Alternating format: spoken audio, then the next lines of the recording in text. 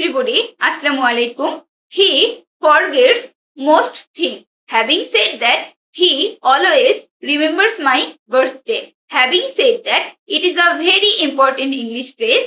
Having said that, ফ্রেজটির অর্থ হলো তবুও, তা সত্ত্বেও বা বলা হয়েছে তা সত্ত্বেও। কোন কোন ক্ষেত্রে আমরা হ্যাভিং সেড দ্যাট ফ্রেজটি ইউজ করতে পারি সেটাই শিখবো আজকের ভিডিওতে। Having said that is used to introduce a contrasting idea.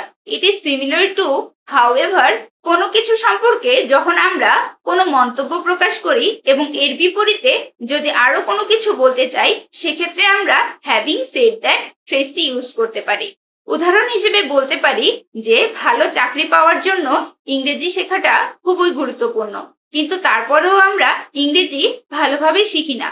তাহলে দেখেন, আমি একটা মন্তব্য করলাম যে একটা ভালো চাকরি পেতে হলে ভালো করে ইংরেজি শিখতে হবে, এবং এই মন্তব্যের বিপরীতে আরো একটি কথা বললাম যে তারপরেও বা তার সত্ত্বেও আমরা ইংরেজি ভালোভাবে শিখি না। এরকম কন্ট্রাস্টিং আইডিয়া প্রকাশের ক্ষেত্রে আমরা হ্যাভিং সেড দ্যাট ফ্রেজটি ইউজ করতে পারি এবং ইংলিশে বলতে পারি, to get a good job learning English is very important. Having said that we do not learn English properly. আরো বলতে পারি যে ঢাকা থেকে দিনাজপুরের দূরত্ব অনেক বেশি, তা সত্ত্বেও আমাকে দিনাজপুরে যেতে হবে। The distance from Dhaka to Dinajpur is so far.